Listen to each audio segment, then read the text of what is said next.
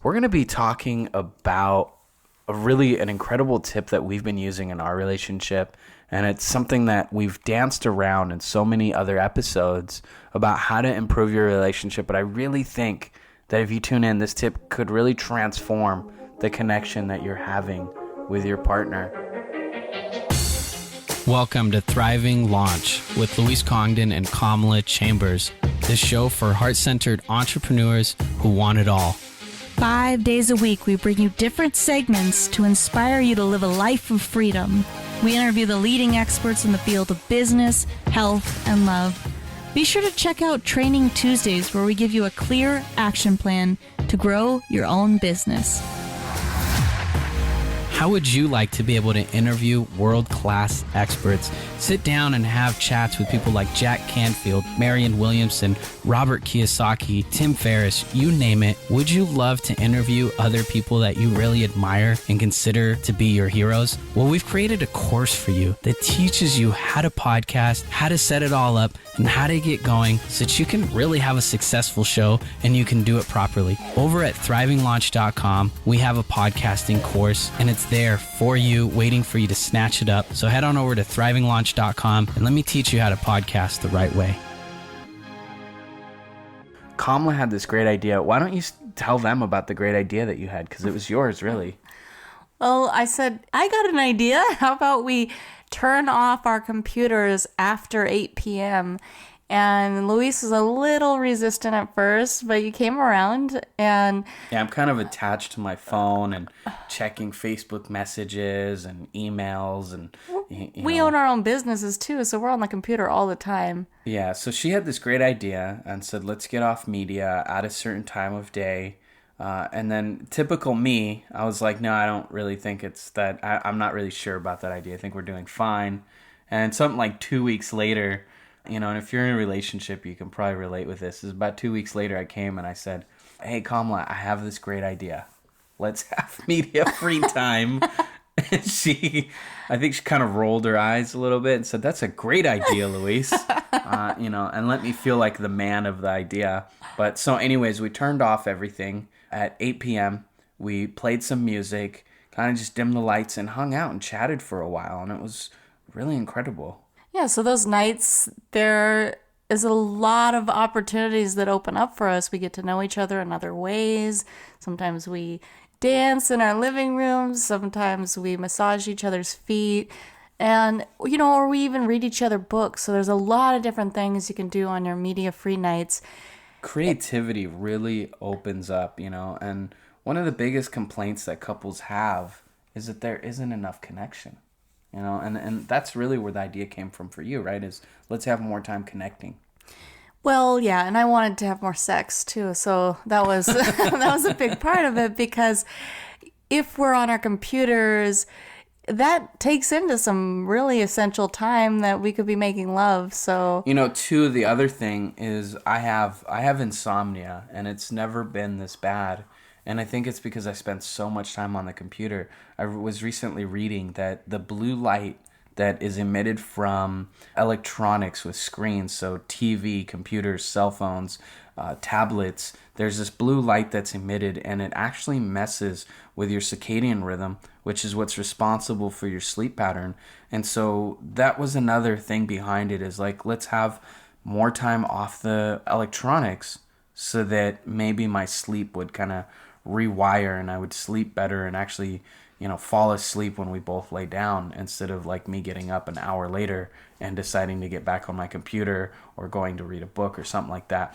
So that first night that we did Media Free Night was really fantastic, because we played some wonderful music, and I decided I'm going to just massage Kamala's legs, and I'm really going to kind of explore the different parts of her legs and just really like be involved and get to know her. It was like the best massage of my life. I thought, where the heck has this guy been hiding this skill? Like, I knew you had some skills, but I didn't know you had those skills. So if I had hair, I'd probably be even more attractive to Kamala now, because throw some hair in there and some musical talent and that massage talent, and it's a done deal. Well, you got hair on your face, so... So this is our tip, Pick a day of the week if you want and say this day of the week is going to be our media free time. It's going to be at this time on this date, and make it a priority. Now, if you have kids, or you have other obligations that you need to take care of, choose a reasonable time to have that, or enroll your family in it. Tell your kids at this time, everybody's going to shut off all their media. We can have music playing, but we're not going to be engaging with screens. We're going to either be engaging with books, notepads, each other, games. We're going to be involved in each other's lives in a different way and in our life at home. This is really, this can really change the dynamics of your relationship. I've been reading some crazy studies, Kamala, that say people spend an average of 4 to 8 hours a day in front of the television. Now, that's some studies talking about TV. Yeah. Now with computers, cell phones, tablets, our attention is being pulled constantly to screens. And I've heard of some understudy graduates that are like PhD level undergrads. So they haven't graduated, but they're almost PhDs. And they're doing some studies looking at how media is affecting the connections that people have. Because right now studies are showing that people check their cell phones, 200 plus times a day. A crazy thing about that is I really like to practice being mindful as much as I can and just noticing my behaviors. And the last couple of months, I've noticed what happens when I get really stressed. One of the first things I do is reach for my phone. It's like a involuntary action. I'll reach for my phone, and I've noticed that there's like these like little chemicals that start getting released, and my body starts to calm down. And I know that instead of dealing with what's actually going on inside me or checking in with what's happening internally, I'm kind of checking out and going into the phone and distracting. And so the issue or the stress, although it's satiated for that moment, it's never resolved. So I've really been trying to practice not even reaching for my phone when I feel that stress, or just noticing, why am I reaching for my phone right now? And there's an amazing thing that can happen when we just are present with ourselves, noticing what's happening within. And once we create that level of presence within, it's going to be so much easier to be present with the person in front of us and for them to be present with us.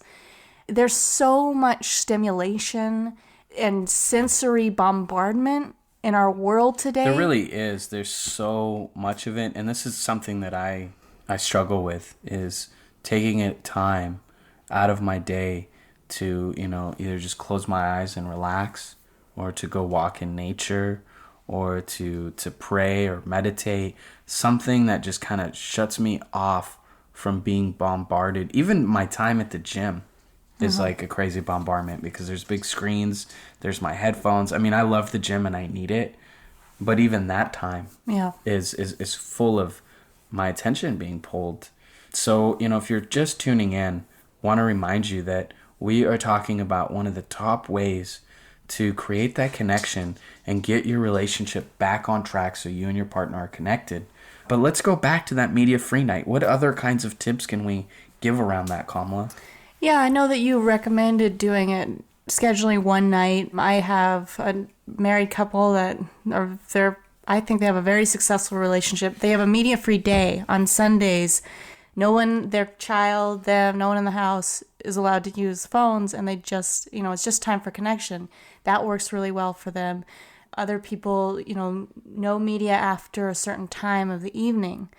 And so find out what works for you guys. I think formulas work for people, but I think it's really exploring what's going to fit for your life. Mm-hmm. Do you schedule it once a month, once a week, every night, something for you? And a really big part of that I want to emphasize is that when we are bombarded, our senses are overwhelmed all the time with the information that's coming in from the computer, with even the smells that are overwhelming us in the grocery store, walking down the chemical detergent aisle or whatever it is. There's just so much stimulus. It can be harder to really tap into the pleasure of those senses. And it can be harder to feel pleasure and really tap into the full experience of even connecting with another person, or sensually or intimately connecting with another person. So I encourage you to practice this media-free night or media-free days, if you want to do that instead, so you have opportunities to feel more, to experience more of your life, and that experience can really move into your intimate connections, because there can be amazing worlds uncovered when you are really present with someone and you can feel how deep and how intimate it is, even when someone just brushes your skin lightly, no matter if you've been with that person for 20 years. It's true, yeah. Kamala earlier we were talking about the subject, and she referenced another interview that we did with Dr. Elaine Aaron. And in that interview, Dr. Elaine talked about highly sensitive people, HSP. And if you're listening and you're wondering what an HSP is, really briefly, is an HSP is somebody that maybe gets overwhelmed by lights, like for me, I get overwhelmed by lights at night. I don't like bright lights. Sitting in classrooms in high school and college, like my eyes just started to hurt, especially those, what are those light bulbs that they use? Fluorescent bulbs. They really bother me. Or, loud music, just it kind of disturbs your sense of peace. Or big screens, Kamala with big televisions and fast action kind of stuff happening on a screen bothers her. So that's kind of a brief overview. Or maybe you get overwhelmed by someone just talking too much, or being in your face too much, like when I become a child and I'm in front of Kamala's face bouncing around.